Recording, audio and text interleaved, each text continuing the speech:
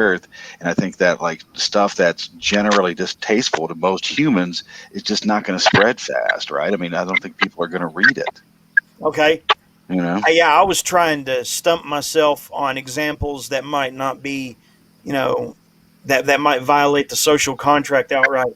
And I guess maybe literature that would sexualize a celebrity to the point where, it can't be hidden that the author wants to hurt the celebrity. That might be an exception. I don't know.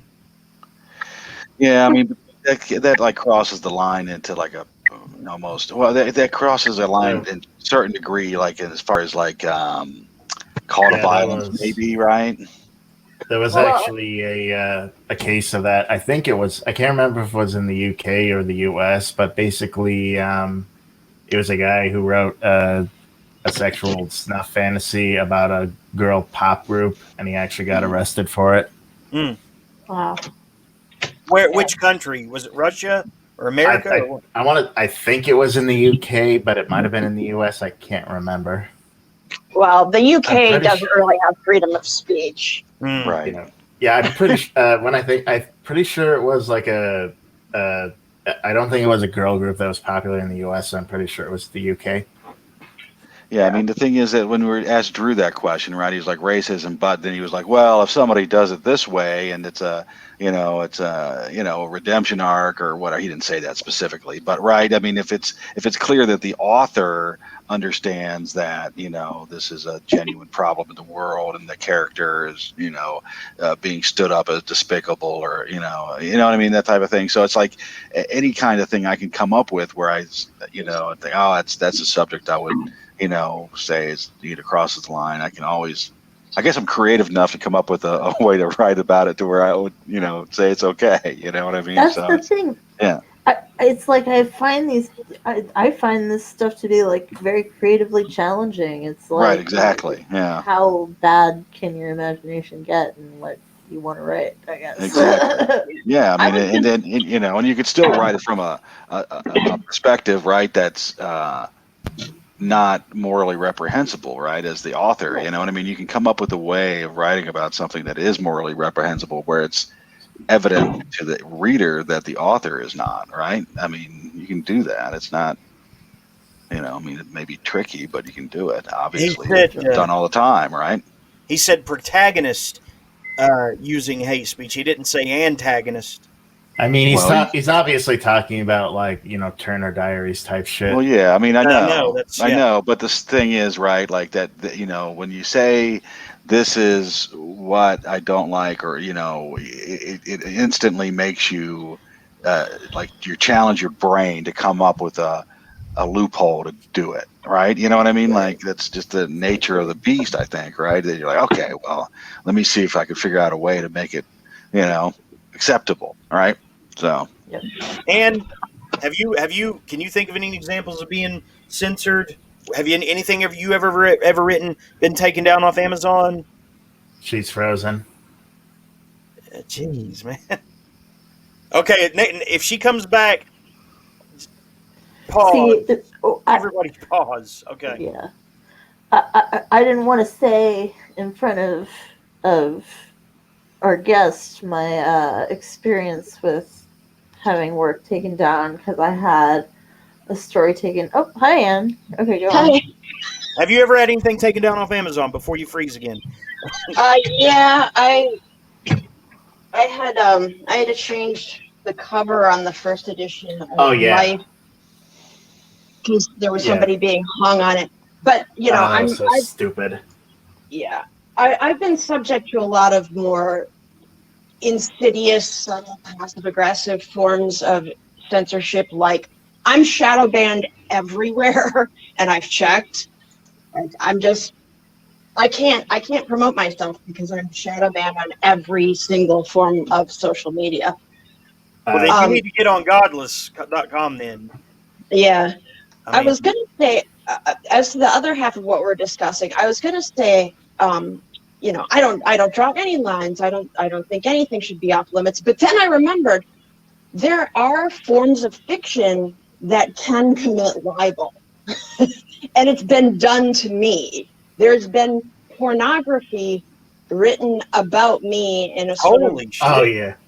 Well, Yeah, yeah. and that There yeah, I was. mean let me that's guess, you Fat know, and Horny, right? It right. definitely, yeah, it definitely came from the fat and horny one's fevered imagination. yeah. Um, Yeah, but libel, either you that know, or it is was not protected under free speech. You know what I mean? right. Laws, It's right? libel. I mean, technically it's fiction, but if it's a roman play and you're making, once Right. again, I'm always the victim of passive aggression. That's probably why I hate it so much. But it's a really passive aggressive way of committing libel and trying to get away with it. Right. Yeah, but that's I mean, that's pretty much libel, right? So I mean, as far as Yeah. if it's not a malicious attack essentially against an individual in a fictionalized manner, right? I mean, Right. generally there's not anything that I can really think of that should just be burned, right?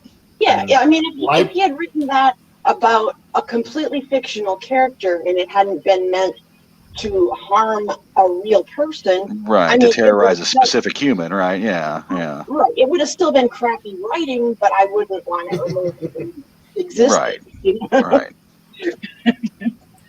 You'd pay money for it, but I wouldn't go out of my way to get it. I probably wouldn't have even known it existed, actually. right.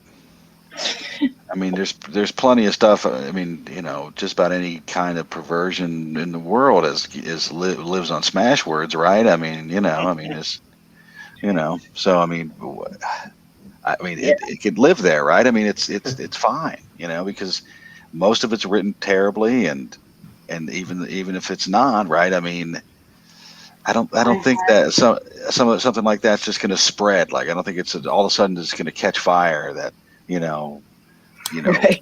you know what I mean. I just don't think pump your stepfather, and you know what I oh, mean, is going to be all of a sudden it's like a #1 bestseller because it exists, I right? I mean, I actually think Michel Houellebecq, in his book The Elementary Particles, that I think he actually did have some legal action from his mom, or she might have just been very loudly opposed to him because the mother in The Elementary Particles is basically a complete selfish bitch, and it was she, basically went off on him, saying that he was lying about her, and it was like, yeah, I know that one of the main characters is named Michelle, but I don't think he actually has a brother named Bruno, and I'm pretty sure it's not.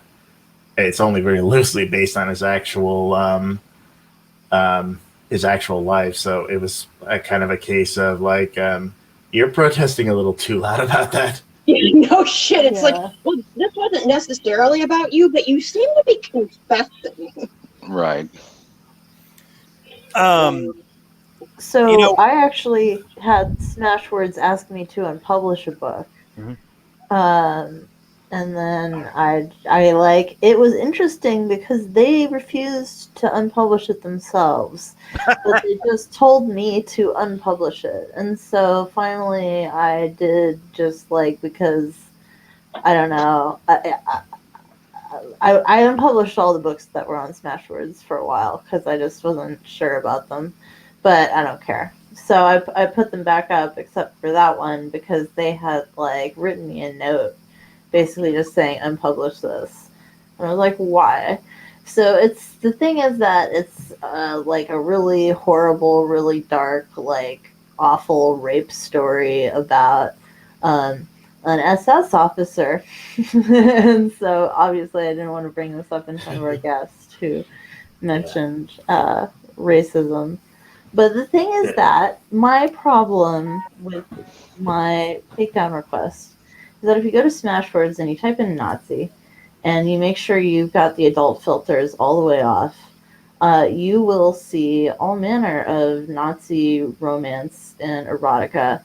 And it's okay as long as it's consensual. So as long as your protagonist is consenting to the Nazi, it's allowed. But my thing, because I guess it ended in homicide, it didn't work. So I rewrote the story at the end. So a thinly disguised Mangala turns the girl into like this horrible sex slave because she somehow survives getting shot in the head, and it's just like this horrible Freaks-esque ending, you know. And so this I like resubmitted it with that ending, and it rode for like 2 more days, and they were like, no, fucking take it down. And I was like, but why? She survives now, isn't that all that fucking matters to you?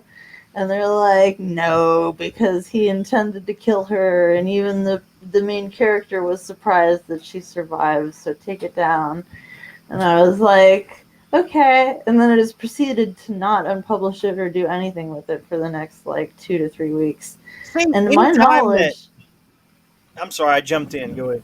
go on. I was gonna say, just to my knowledge, if I had let it ride, it would probably still be up there. But anytime that a debate over, removing or excising a portion or a whole, text, if it ends up, reading and sounding more like the comment section in reaction to a BuzzFeed article, just might as well just leave it alone. mm-hmm. What I mean Did they is, ask you to struggle yourself? What's that? Did they ask you to struggle yourself? To struggle myself? Yeah, it sounds a lot. To do a struggle, it would be no. The correct word would be self-crit, please. Oh yeah, sorry, I don't Do have self-crit. I don't have my little red book memorized, but that's sort of like, we're not going to censor you. We're just going to make you censor yourself. Sounds awfully. Yeah. Go ahead. Yeah, that was basically what it was. I think it was just a way for them to try to avoid, claims of censorship by being like, well, if it ever splashed back on them, they could be like, well, she, unpublished the book herself, and we never unpublished the book. And then, so, it's just, if I ever try to resubmit the book, I'm sure it'll be flagged and not permitted through next time, which is really interesting, because it's like, I've also then on this other side written some other really grotesque stuff that is perfectly fine.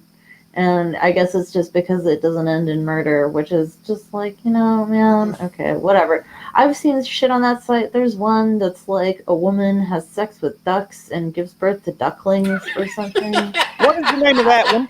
What is the name of that? I can't fucking remember. Jeremy, if you just look up bestiality, Jeremy, I'm sure you absolute degenerate. Yeah, I know. You really No. jumped on that, man. Look, I know internet porn, it can desensitize you and all of that, but come on, you don't need to be reading about women sticking curly duck penises in themselves. This is a purely recreational, not sexual periodically. Okay, Jeremy. No, you got a little bit too excited and eager about that. Here's the thing: hold on. Male ducks are rapists in real life. Yes, it's horrible. Yes, they're very exactly. racist rapists. So it's almost like the perfect symbolism. Male ducks are unequivocally rapists. All male ducks. So it's like Lita and the duck. Their dicks are like corkscrews, and they have to wind through the maze of the female duck. It's like that famous painting of that girl banging a swan. Yeah, that's what Anne was just saying, was Lita and the duck instead of I've heard it described by professional biologists. Okay, male ducks have corkscrew penises, and the females way too excited about this. Wait a minute. I want to see some ducks. Yeah, Jeremy's really getting excited about this. He knows all the details already. He's like, I didn't know. I haven't told you the best part, the most fascinating part, or disturbing part, is that the female ducks have an evolutionary reaction to the corkscrew rape penises of male ducks. Their I don't know, cervix, not cervix. Cloaca. Okay, yeah. They're designed to be like mazes. So the male duck has to wind his corkscrew dick through all these different corridors in order to get any kind of satisfaction. I can't even picture it. It doesn't make any sense, but it's biology, and male ducks have to rape. It's a biological imperative. Which is a shame. I know because this ducks like are really pleases. I didn't make duck. This is I didn't pleases create the ducks. incel side of your duck brain, my friend. Finally, Jeremy's I awake didn't tonight. He's create he's ducks. entirely enlivened by this. This cute. Yeah. Duck rape. This is like better than coffee for him. this is the weirdest biology ever, man. They've Hmm. also been known to rape, or not rape, but copulate with dead female ducks. I mean, male ducks are like the perfect degenerate. It's why Howard the Duck and Duck Man and Scrooge McDuck, they're all scumbags. Like the people. It's why Daffy Duck is such an. That's awesome. It's why Daffy and Donald are such assholes. All male ducks are legitimately like Me Too. If you want to talk about Me Too, ducks I'm should imagining be mobilized. like a Daffy Duck as a rapist now. Like him Well, I mean, it doing sounds that like woohoo. it sounds like you Duck guys will just not don't be- understand their culture. Daffy Duck will not be in Space Jam 2. I'm calling it now. If they got a problem with Pepe Le Pew, who was always like winning the females over with his. No, he wasn't. Yes, he was. You cannot taint this memory. Pepe Le Pew had a few female skunks fall for him. I love Pepe As Le I Pew. remember. Yeah, What? They're cats. the skunk scent was like it acted as a pheromone. Okay, it didn't smell to them. It only smells to humans. Dude, the whole Cats. joke is that he's trying to romance cats. Yeah. I mean, the Okay, one, I the don't one that remember I that. remember is that he has some paint that falls on him, and so he looks like a cat, and then the cat falls for him and starts chasing him. Yeah. Okay, I Yeah, don't but remember it as well I as I don't think thought I it's. did. I don't think it's but- skunk on skunk. It's skunk on cat. Generally. Okay, isn't well, I it? mean, Yeah. the skunk spray is like a pheromone. So what? It's not a But I mean, I pheromone, don't. it I smells don't. like I mean, shit. Pheromones It's are fair game definitely- in nature. so what I'm is this? sorry. Is this the stupid du jour? The people are the trying to skunk- cancel freaking Pepe Le Pew now or something? Yes. Is that what's going on? I don't want to get Fuck. into it, but the point Yeah, I is, don't either. That sounds like it's just a distraction from. I'm sure Yeah, Jeremy come on. is very upset Gives that a they shit. took away Lola Bunny's big fat titties. Yeah. I don't even remember Lola Bunny. But pheromones are fair game. Of in course, nature, you don't. man. It's Nobody like- does. Pheromones are fair game in nature, just like the pickup Skunk artist. smell is not pheromones; it's a self-defense mechanism. Yeah, it's like squidding. That's like saying squidding Yeah. is pheromones. Or Maybe it is. Yeah, Or like skunks don't. claws are sexy or something. Maybe They it is. don't flirt by squirting ink in each other's faces. Jeremy's about to ask you where you read that. You know, he wants to read that story too. Well, male. Well, there's a lot of squid rape out there. As you'll find plenty. Yeah, No, portrait with of the an ink Englishman in a splash chateau. specifically is what we're talking about. The portrait of an Englishman in a chateau. That was the first instance I ever read of squid rape. We should name this episode "Learning Shit About Each Other That We Didn't Want to Know." You should Yeah, no just, kidding. just name this. Well, you already called it cringealicious, so yeah, it's accurate.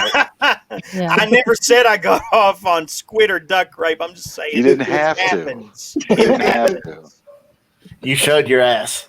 I didn't create ducks. I'm sorry. Okay, this is nature or evolution or a little bit of column A and column B. I So can't. you're just saying you were born that way. You were just born. I have nothing to do with it. I Yes. can't help it that ducks are rapists. You also can't help that. I'm You gonna also start calling you can't help Drake. Yeah, you also can't help that duck rape. It just gets you rock fucking hard. Yeah, Drake Maddox. I Very didn't, worried about I you, didn't Jeremy. Drake do anything. Mallard. I didn't do anything wrong. She believes me. No, you can't What, help the it. duck? You can't help who you are. I didn't do anything wrong. I didn't do anything wrong.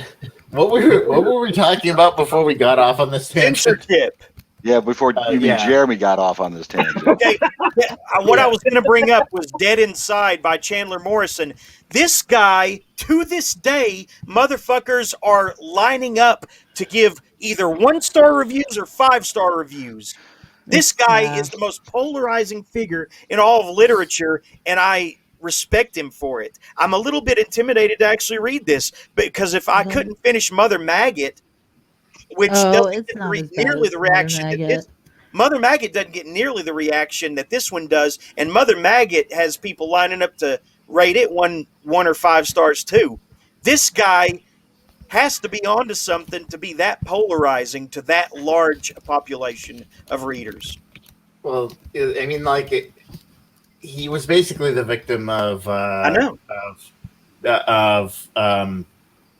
bitches talking, basically. Here's the thing, and this is kind of why Bizarro is now dead.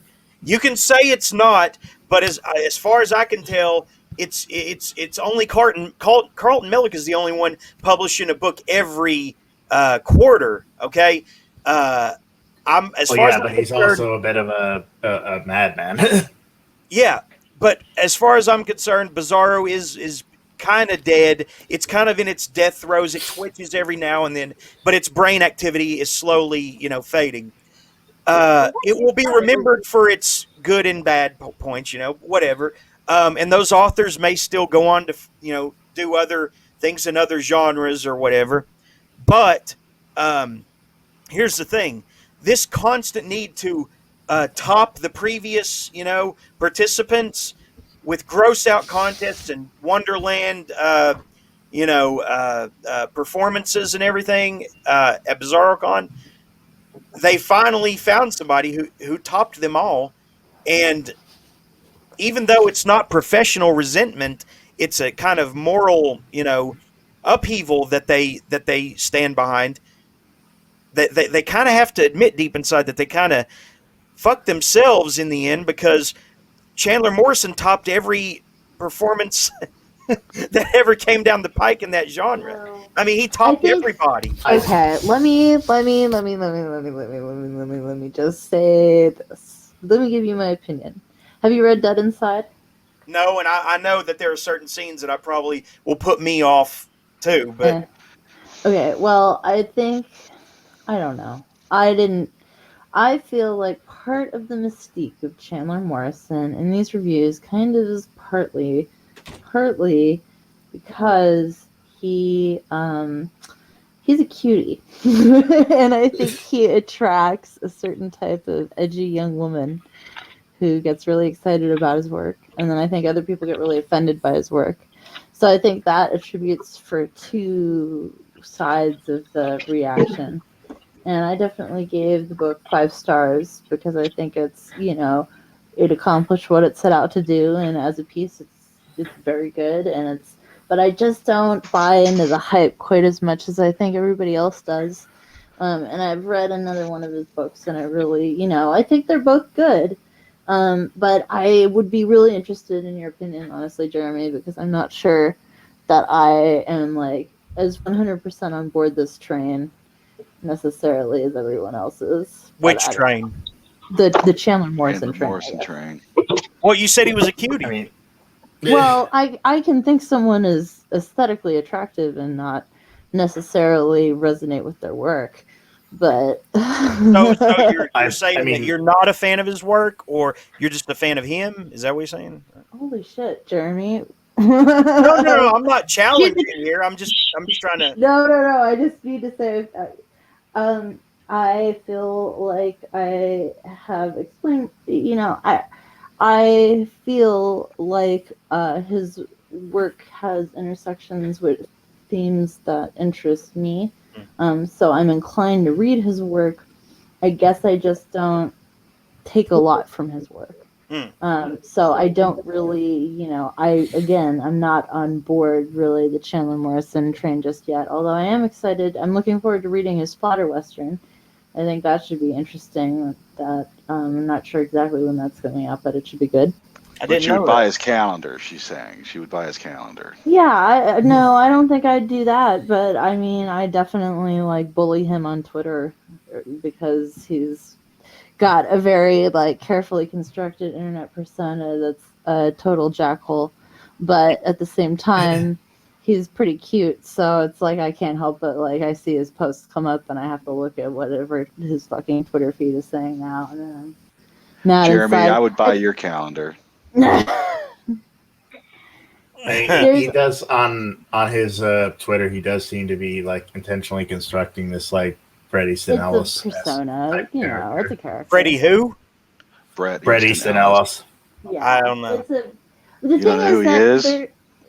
He wrote American Psycho. I know who he is. Bret Easton Ellis? Yes, Bret Easton Ellis.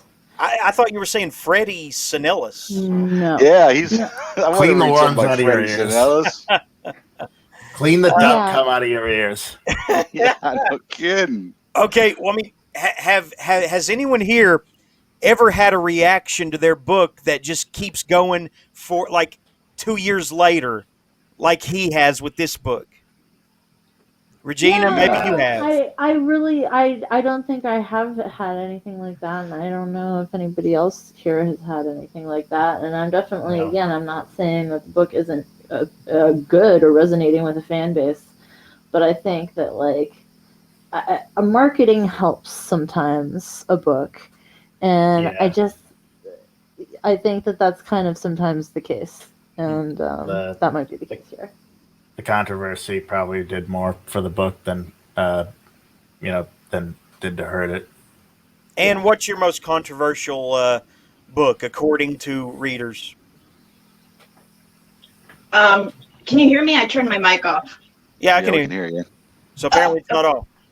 Sorry, I couldn't turn my mic. What is my most controversial book? Have you ever had a visceral reaction that several people shared over a time of like, several months or a year? Have you ever hit them in the gut that hard, like this guy? Sorry, I was spacing out. I need to. What guy are we talking about? It's a perfect venue to space out, but well, I need to leave in a couple of minutes to start working. But okay, I'm sorry to keep you. Yeah. Who are we talking about? It doesn't matter. Have you ever had a work that like was so consistently offensive that people to this day, still, give it 1-star reviews out of some indignity or taking offense, or outrage, like, you know what I'm saying? Because this guy has. I'm just wondering. I did explain it well enough, right? Maybe she's not there anymore. I hope her neighbors didn't get her. You probably would have heard something. I did have somebody write a comment on Goodreads about Brides of Hanover Bach that the book should be burned.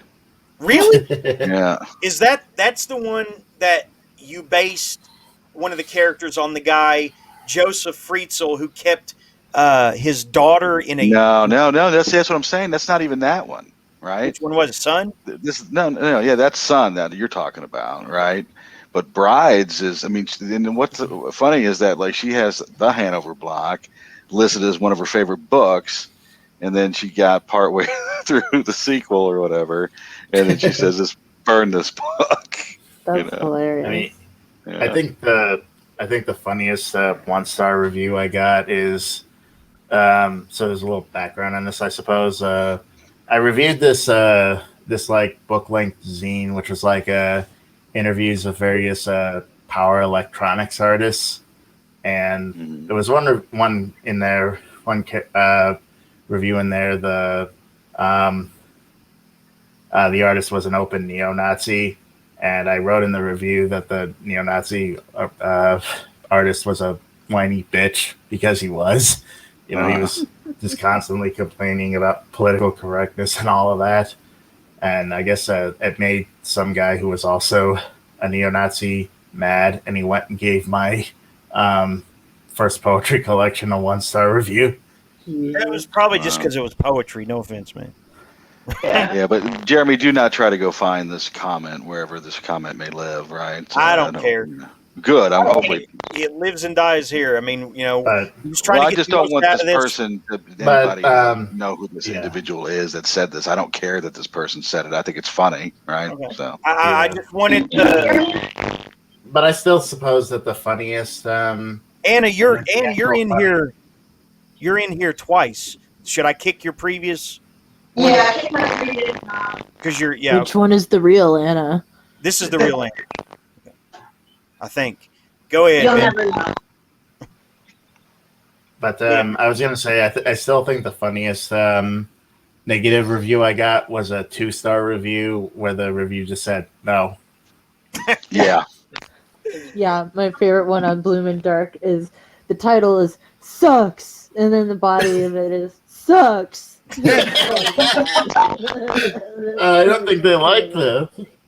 Yeah, I know. It's like, oh, I mean, dear. and I don't care if, the thing is, like people get on their Twitter and whatever, Facebook, and they want to post the review and block out the name or whatever, It's just like, what? Don't do that, man. Like, you're not I mean, really I'm gonna do it protecting if the it's funny. Yeah, but the thing is, it's not protecting the anonymity of the individual who reviewed it because you're giving so much away about it, right? I mean, I don't know. I just think that people should feel free to hate my books, right, and not feel that I'm going to care, right? I hate it. I kind of hate it. Yeah, when people on social media like question the intelligence of a book reviewer because Oh they yeah, gave something 1 star, and the reason is because maybe they legitimately just didn't like it.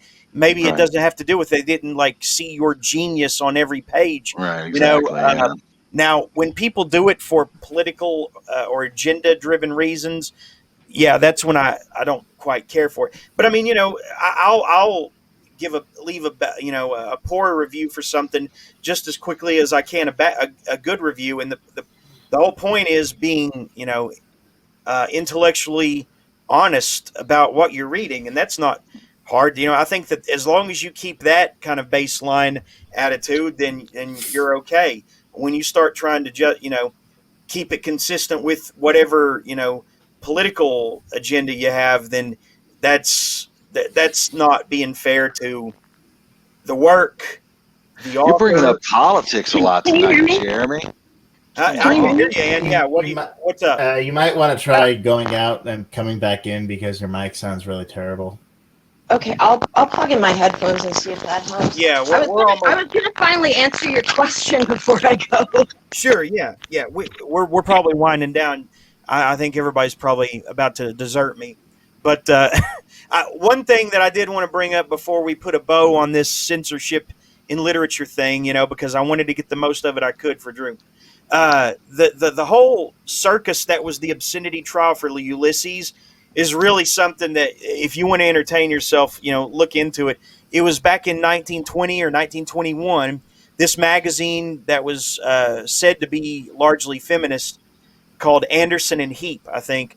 They published, the first part of Ulysses. Back then, they would do it in serial form, right? And when this obscenity trial got going, they were told they could not continue it or sell that issue anymore. Everybody still following me? Yeah. Yep. Okay.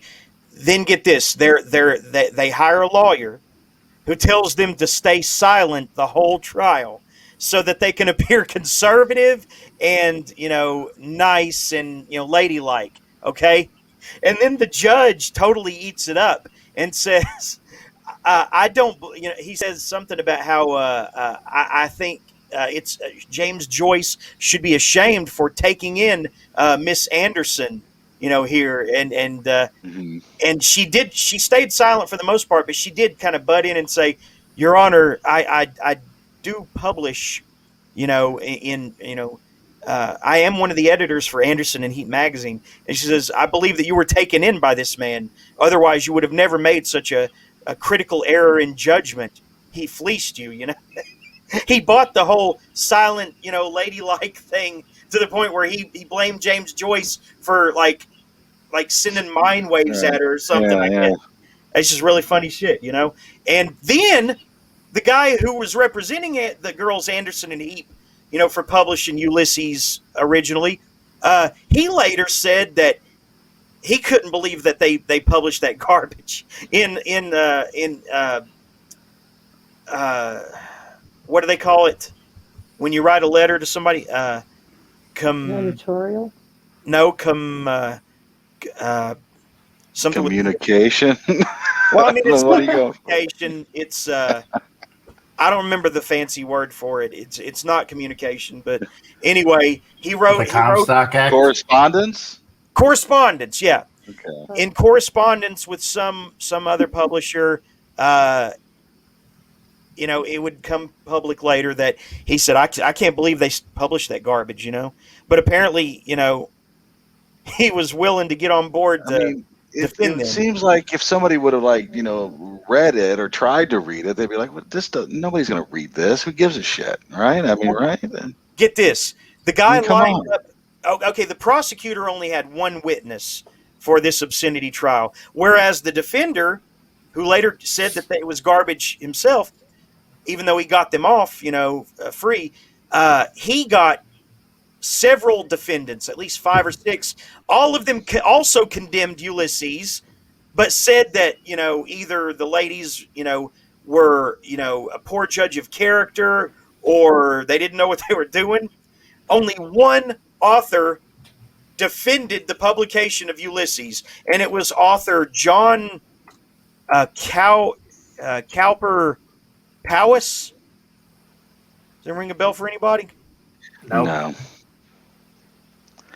So what was objectionable about it? I don't know. I haven't read it because it's Okay. kind of I boring. do know the first chapter of. I'm pretty sure the first chapter of Ulysses has Bloom jerking off in the bathtub. Okay, it's basically, from what I've been able to glean from it, and I haven't read it myself, because I don't like, like lingual masturbation in my fiction. What about just regular Regular language or masturbation? regular masturbation? Regular masturbation. Oh, I don't care. I don't do that anymore. But so Ulysses, That's not what I asked. But go ahead. Ulysses, Finnegan's Wake, all these things that equate to lingual masturbation in my eyes. I haven't read them, but they fall into that category for me. But there's something about the punctuation being off, and also it has to do with some like parallel of the lives of Odysseus and a guy whose last name is Bloom, who works for a publisher in the book. It's basically a day in the life of 2 different Irishmen, and yes, it is. They are loosely based on the Odyssey. Like, to give an example, like, how in the Odyssey he fights a Cyclops. Well, there's a part in the book where Bloom debates anti-Semitism with a guy who only has one eye. Okay. So have you've read it or have you not read it, Ben? I've read it, yeah. Wow, that's pretty good. Is it hard to get through? A couple chapters were, but I actually did enjoy it a lot, especially the chapter in the brothel.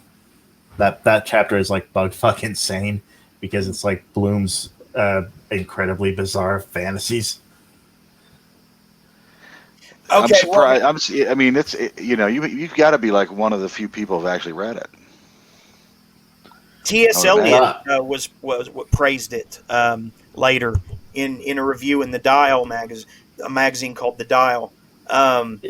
Yeah, it's actually good if you have some patience and read it. It's a very enjoyable experience. I'll get to it eventually. I still maybe I'll give it a whirl as an old man. I still think that authors should. I also read Finnegan's Wake. Did you? Well, I guess read in quotation marks because I didn't understand a fucking word of it. See? So he got too pretentious for even the people who understand him. Well, he basically invented his own language with it that sort of vaguely resembles English.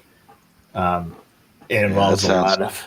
That sounds terrible. So Ulysses actually makes some sense if you get into it and get used to the writing? Yeah. Okay. Because I thought it was more like Finnegan's Wake. And, of course, Dubliners and Portrait of the Artist as a Young Man are both pretty good, too. I've read Portrait of the Artist as a Young Man, I believe, but it's been a long time ago. I believe that concludes everything I intended to get to in this. Don't you want to know what Ben's been reading this week? Yeah, that's what I was going to do next. Okay, because Ben's got some Okay. stuff he wants to talk about. I do too. If everybody, Okay. if I have time. Well, I'm still reading Skag Boys, which it is getting pretty interesting. There is a good mix of sort of emotional emotional resonance as the characters get more into their addictions. Like there actually is a scene where Mark Renton, he's gotten so deep into heroin addiction that he breaks up with his girlfriend, and it's actually pretty sad to read. There's also a darkly comedic scene where he talks about how when his brother, who had both severe autism and like multiple sclerosis or something like that, he was severely handicapped, but when he became a teenager, he started getting erections, and Mark Renton talks about how he would jerk him off to satisfy him. Wow. It's there's a lot of fucked up scenes like that, and the character of Sick Boy, he becomes pretty hard to redeem because there's a part where he basically starts pimping a 16-year-old girl in order to pay for heroin. Wow. So yeah, the characters are pretty reprehensible. Despicable. But still, Yeah. but that's kind of his Irvine Welsh's thing, and it's still a pretty engaging read. And it is pretty fascinating how it goes into how the heroin and AIDS epidemic of Scotland happened under the Thatcher administration. There's actually like sections called Notes on an Epidemic that are basically like little nonfiction snippets about how heroin came into Scotland and how the AIDS crisis there started. So yeah, it's I'm enjoying it so far, and I think if you really liked Train Spotting, you'd enjoy that too. I also read Philip Lopresti's A God of Flies Among Them. It's definitely in line with the rest of his work. It's a dark Southern Gothic novella about a guy who when he was young, his family like disappeared one by one, and eventually he just left the house. But he comes back to kind of try to figure out what happened to the rest of his family, and he's there throughout the book. He's like he's followed by like an actual ghost that wanders around his childhood home. He meets like the people he left, and we kind of like learn about some of his past in the in the childhood home. It's really good. I definitely recommend it. Like I recommend all of Philip Lopresti's work. I also read Elizabeth Bedlam's Hello, Old Friend, which I know Regina is a huge fan of. I liked it a lot. I think Bedlam has a really good knack for imagery. Like all of the imagery involving the snake was really great, and this Dr. Gish character, like I could actually I could actually like picture him in my head and could like actually picture the voice that he speaks in. But ultimately I still had a lot of problems with the book, even though I liked it overall. The ending to me felt like it was really predictable, and it kind of felt like an awkward like shuffling off the stage because it just kind of ends with the psychiatrist saying how much she liked Eve's house, which I thought was a weird note to end it on. And there's stuff like how she notes that she lives the main character Eve notes that she lives next door to a group of Satanists, which I thought was going to go somewhere, but it really doesn't. Right. And I kind of felt like this is a minor spoiler, but let me try to put it in a way where she when she gets the the self-help DVDs. The person who gave it to her kills herself right in front of her. But I kind of feel like just putting it out there like that wasn't really a good idea. I kind of feel like she should have actually repressed it and then figured out that that's what happened later.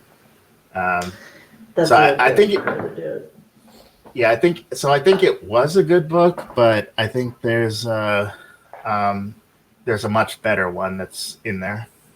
I would agree. Yeah, I enjoyed it, and I thought it was a good book overall, but I agree with your points, and there were some other editing-related issues, but generally I thought it was good, and I would definitely read another book by the author for sure, because I mean, the material and the delivery was pretty much right up my alley, right? So I would definitely read another book by her.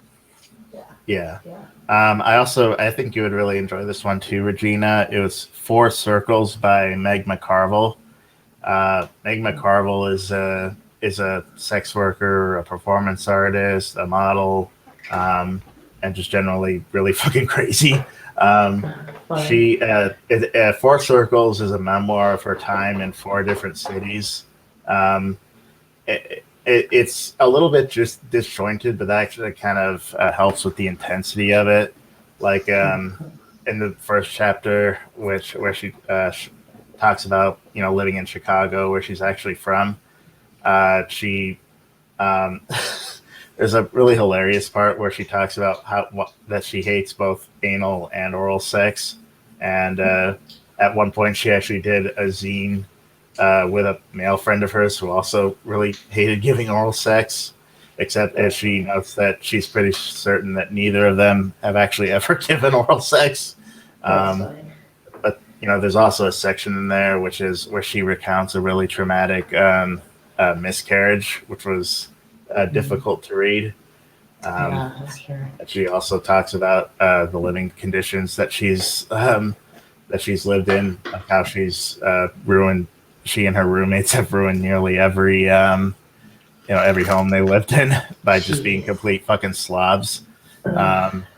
She talks about living in Miami, Florida, and she talks about how she all of the Florida man memes are real, but when you're in it, it's fucking horrifying. She basically describes it like World War Z with meth zombies. Wow. The chapter that takes place that's in Oakland is basically just a complete stream of consciousness rant against her roommates that she had while she was living there. And Awesome. And the New Orleans one is that was probably my favorite chapter. It's her recounting how she moved there just because she had to get the fuck out of Miami, and how she moves in to an RV of a guy who has who's living in a dilapidated mansion that he's trying to fix. She talks about how she would spray painted the RV with things like run, don't walk away, and just general creepy stuff to keep people from trying to break in. But a bunch of crackheads eventually did just break in and stole a bunch of her stuff. Of course. She also talks about her romance with a romance in heavy quotation marks with a guy who's a living statue. He just paints himself gold and stands on the in the French Quarter and gets tips from it. But she eventually finds out that he's addicted to huffing paint, and his paint is actually not body paint; it's actually spray paint, so he can get high while he's doing his job. It's fucking great. My god! I really love it. It's a amphetamine sulfate book. It's out of print on amphetamine sulfate, but she does still have a few copies that can be bought directly from her. If you go to her Facebook page, which is under the name John Bonet, or her Instagram, which is something like John Bonet Partridge or something like that. She has a link to her own store where she has copies of it for sale. I do highly recommend picking it up. It's really great. I love this a lot. It was like a mix of hilarious, like stomach churning, sad. I really loved it. You talk about Four Circles by McCarville, right? Four Circles by Meg McCarville, yeah. And God of Flies Among Them, and Skag Boys, and what was the other one? It was Hello, Old Friend from Elizabeth Bedlam. Yeah, so it lives up to the hype, right? I think it's good, but I think there's a better book in there. Yeah. I've been meaning to read her. Anne, did you ever finish The Sorrow King? What'd you think? What do you think of it so far?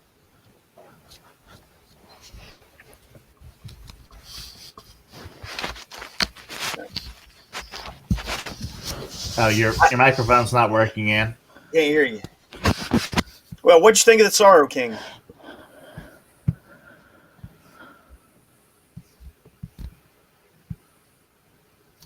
I see. What about you, Gregor? I thought the Sorrow King was really good. I enjoyed that book. Right. Yeah. Well, while Ann's working on fixing her thing, I'll tell you what I read. I know because you got to go soon, and I'm sorry. Yeah. All right. Yeah. So I read. I finished. Did I talk about finishing Monstrum for Fuhrer last week? No. I want to hear this because you were about to give up several times, and then all of a sudden, boom, you're finished. So did it win? Yeah. So I mean, there was the things that I discussed last week that I found that were annoying, but generally, right? I mean, the storytelling was good and the pacing was really good. I mean, had a really good thriller pacing and good storytelling generally, right? So that was pretty quick to get through. I mean, I enjoyed it. I'd recommend it to somebody who would want to read a book about Frankenstein's monster in the 40s and World War II Nazi Germany. I mean, I think that if you like that premise, then you're going to like that book. Is basically my take on it. All right. So you weren't like cheering the monster on when he tore through like Nazi soldiers or Russians or anything. Well, he didn't get in any tussles with any Russians in this particular volume or whatnot. Are you sure? Yeah. So yeah, but, okay. I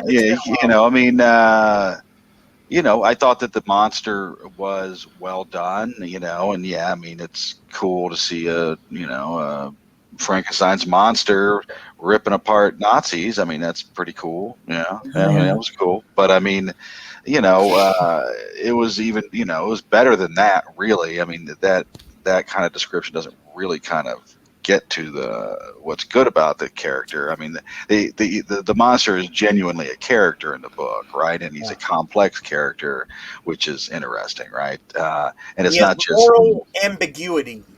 Yeah, and he's not just ripping apart like your average human Nazis, right? They're souped up Frankenstein's monster Nazis, right? So I mean, it's that's a lot better than just this guy that's overpowered, right? I think he's a pragmatist without even knowing it, because I would say he has his own interests, and he warns the boy Jotham not to get in his way, but yet they're traveling together, and he definitely visits justice on one particular individual on the way through Germany, right? Who deserves it? Yeah, for sure. Yeah, I mean, I think that it's that moral ambiguity or whatever about what that character is what makes it interesting. So yeah, that was a good book. I enjoyed it, and I would recommend it to the folks who would appreciate that high concept. All right, it's well done as far as a high concept book or whatever, a genre book. So yeah, it was good. And then I also finished The Invoice by Jonas Carlson. Yeah, I think it's Jonas Carlson, and that's a good book. I read another book by him, I think last year or the year before, called The Room, And this one is kind of like got a quirky kind of premise like that one. The Room is about this guy that's a total asshole that works in this office setting, and he finds this office in the building that he goes into, and it rejuvenates his. It's like an abandoned office in this office building, and it kind of rejuvenates his abilities to perform in his job. But it turns out that that room may or may not exist in reality. So that was a good book. And this one is about this guy that gets an invoice for, it's like 2 million kronar, but let's say it's $2 million just to be easier about talking about it. And it's like it's this basically some kind of global entity has come up with this system to redistribute wealth, essentially, not based off of how much money you have, but more based off of your happiness index, basically. So they have all this intelligence about you. It's almost like a social credit score type of thing. And there's this average guy that works at like a video store, and he gets this huge ass bill because they've done all this social science research on him, right? That basically says that he is uncommonly happy in his life, and he basically owes this huge amount of money for the fantastic experience that he's having in the world. So that's an interesting book. It's pretty funny, kind of a quirky, kind of a high concept thing too, right? But The Nation of Bataan actually has a similar concept, but it's not like taxing happiness. It's more like they measure the health of their nation based on what they call gross national happiness instead of gross net profit. mm-hmm. Or gross national income or whatnot. Yeah, that's Bataan or GDP or whatever. Yeah, and then so that book was good. I mean, it's short. It's good. I think The Room is a better book, but they're both good.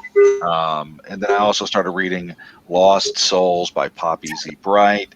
I'm not deep into that, but I am liking it a lot thus far. I'm only like maybe 3 chapters in, but it's definitely it's very kind of it's very evocative. It's got very interesting language. It's kind of rich in its descriptions. I'm liking it quite a bit thus far. What is it? Have you Lost Souls by Poppy Z. Bright.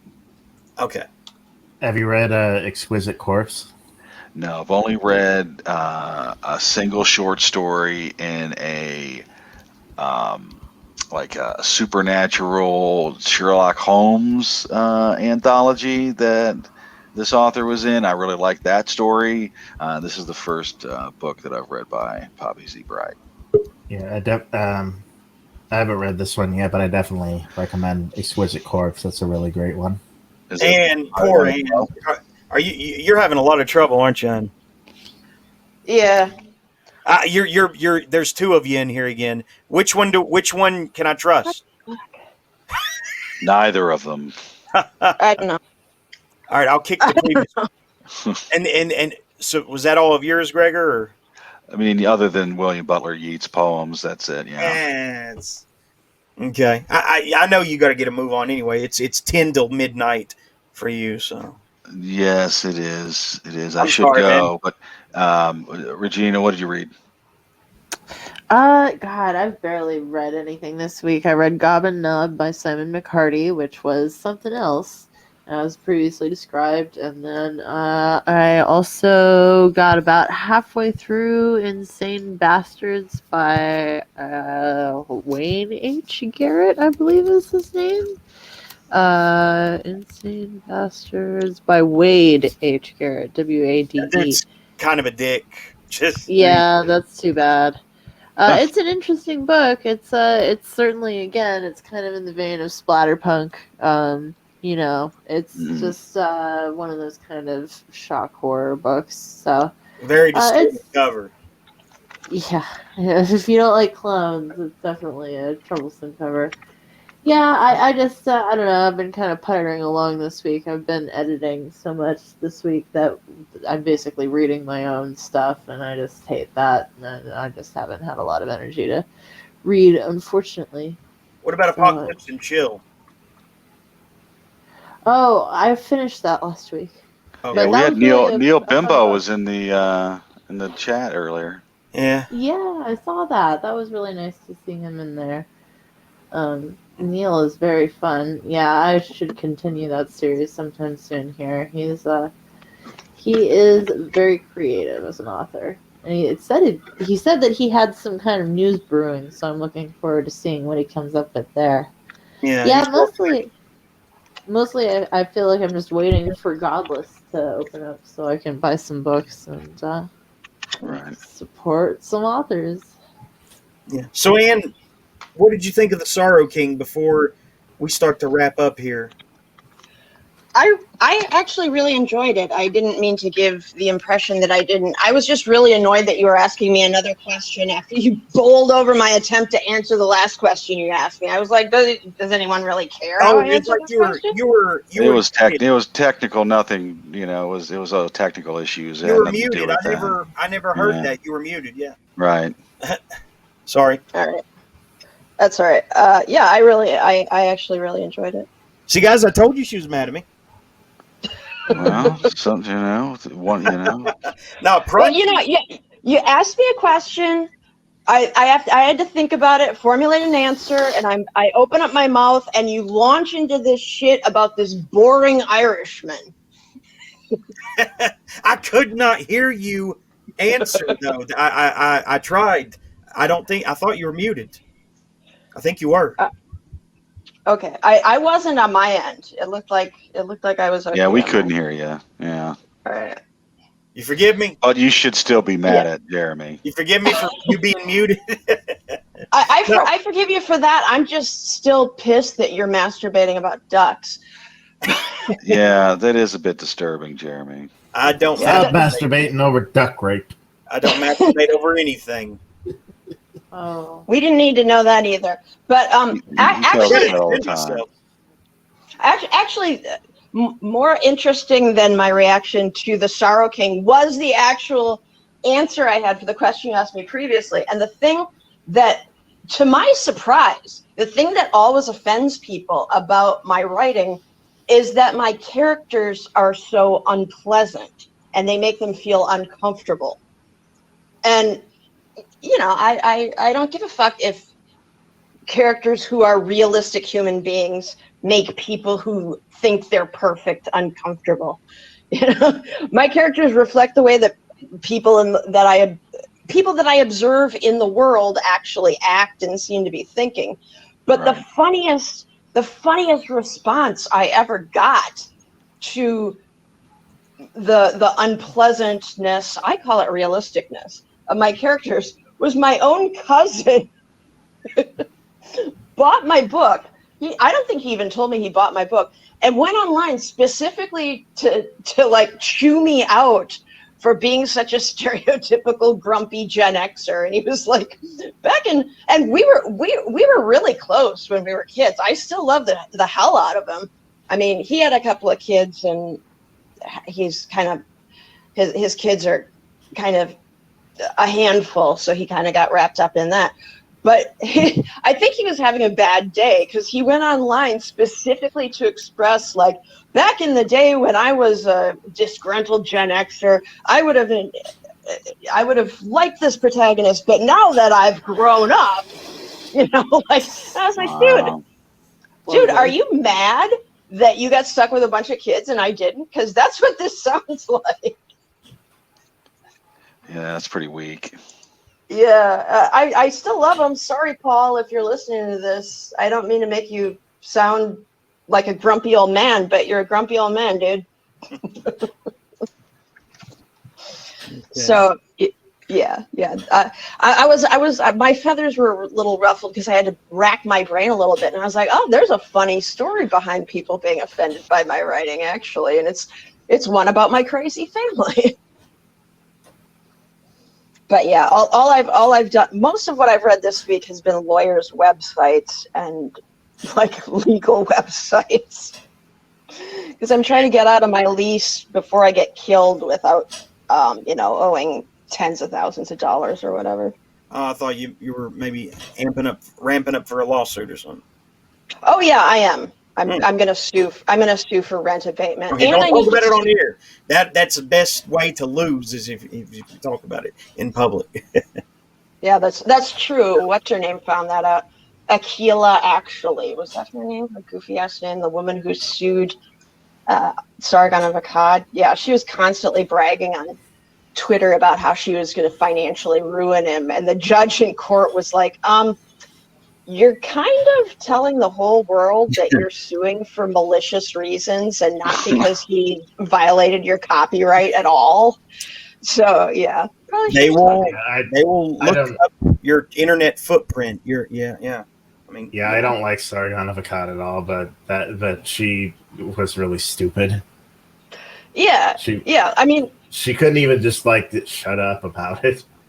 yeah. Just like I every mean, lawyer, I'm sure her lawyer wanted to kill her. oh, I'm sure. I mean, I don't think her lawyer minded taking all of her money and laughing at her for being such a dumbass. She's Yeah, like, the yeah, judge. whatever. You lose this, I still get paid. Fuck you. Yeah, exactly. And she probably didn't wind up broke because all of her idiot fans probably paid into her GoFundMe. This guy's oppressing me. Yeah, for those who don't know about this case, Sargon of Akkad was criticizing her and using her clips from her video under fair use. I don't think it was clips. I think he played part of her video and criticized it under fair use. And she was talking online about how she was going to ruin him because his criticism that he made of her video was so nasty that she was going to get him. And the judge was basically like, so you're admitting that he turned your video into something new, a critique, a review per se of your video, and he wasn't breaking your copyright at all.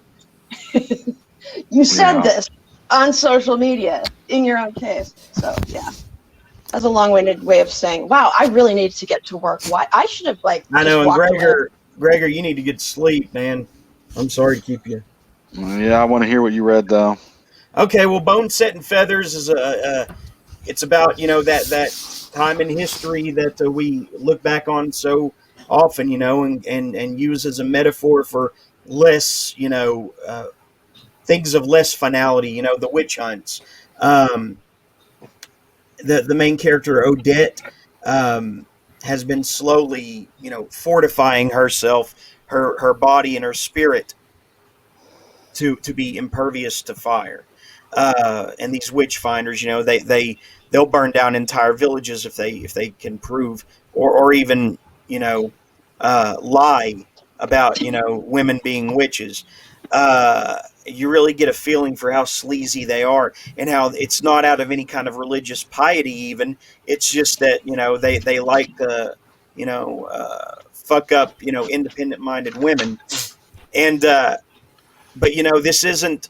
I don't feel like this was written with a feminist, view because it's not whiny. I mean, the character is strong.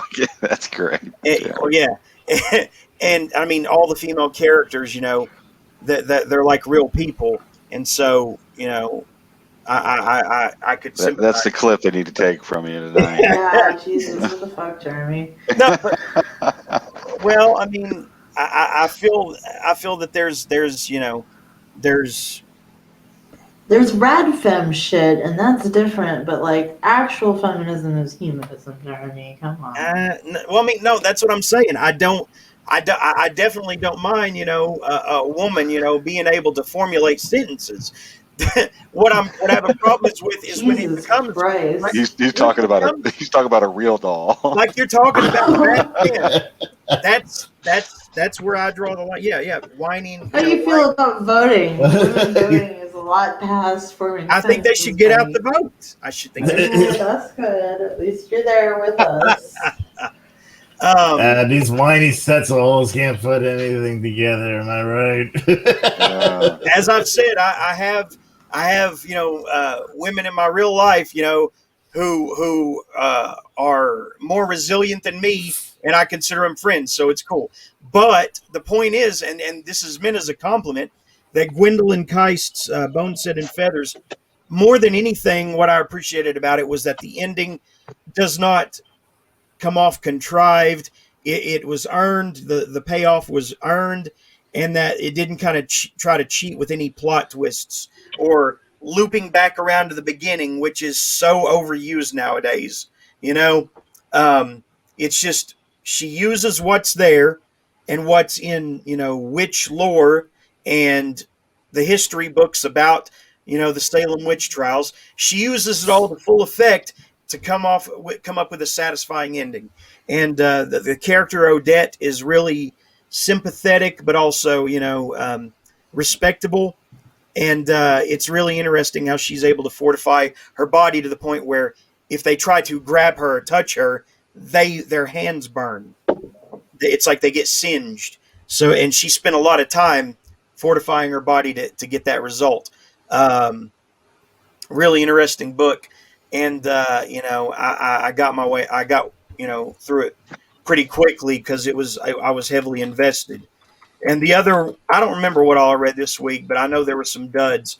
But this is the only other one I feel is worth talking about. Cruel Summer by the one with the shark on the cover, the shark dude. Who wrote that? I don't know. Look it up. How many books are there with sharks on the cover? I can't remember who the hell wrote that book. Hang on, I see it all the time. I just Okay. Just power through. Almost finished. Put it up. Summer. Put it on the screen. There I want it to is. see Cruel this. Summer. It's not on the screen. It's not on the screen. What was I showing the cover of the other one? No. No. You weren't. No. How long You're have you showing been your- doing this? You're showing How your high are face. you right now? A little of everything. You're showing your face. There's Bones. Yeah, that's Too much. It's too big. that's too much. Too big. Okay. That's the Sorrow King. There. Bone Set and Feathers. Okay. That's what I was just talking about. All right. Christ. And then Cruel Summer by Wesley Southard. Is he any relation to Nate Southard? Anybody know? No. I mean, I don't know. I don't know anything I about don't it. know either. Well, anyway, That's a shark? it's a shark man. Is that genuinely what's in the book, or is this just what you're calling this creature? Yeah. It's weird that it's motivated by supernatural influence because I was expecting it to be like, I don't know, like an undiscovered species in the water down in Florida or something. But it's apparently supernatural, and it overtook a guy's body, and he should have died on the ocean floor. But this thing got inside of him, and oh well, now we got a shark man. And Wesley Southard is also really good at the same thing Jack Ketchum is, which is, oh my God, I killed somebody. No, I didn't. Yes, I really did.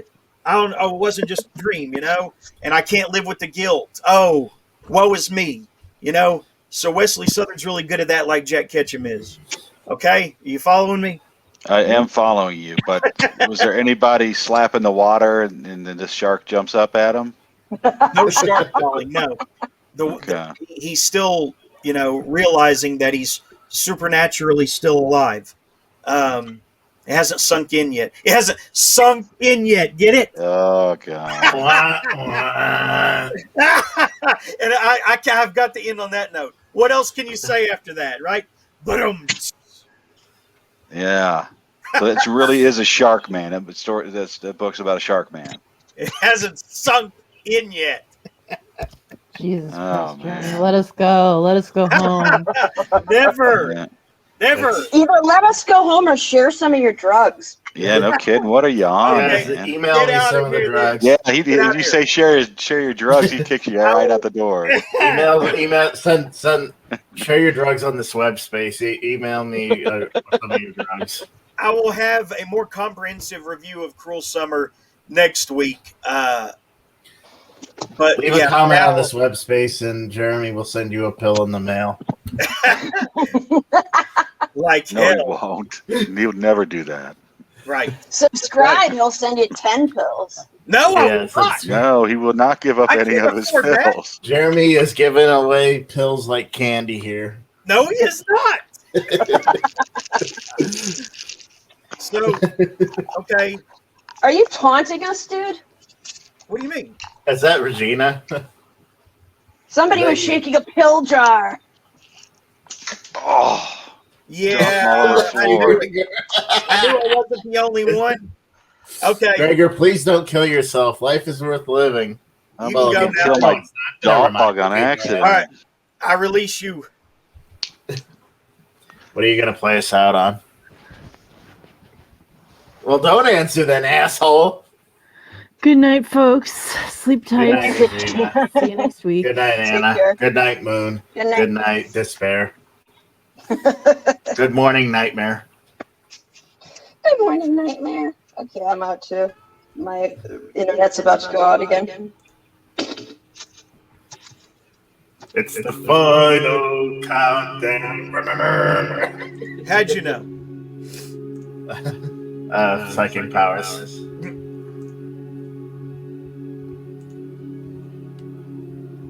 Let me remember how to do this. Hope I can still. Yeah. All right, good night. Goodbye. Are you the last one?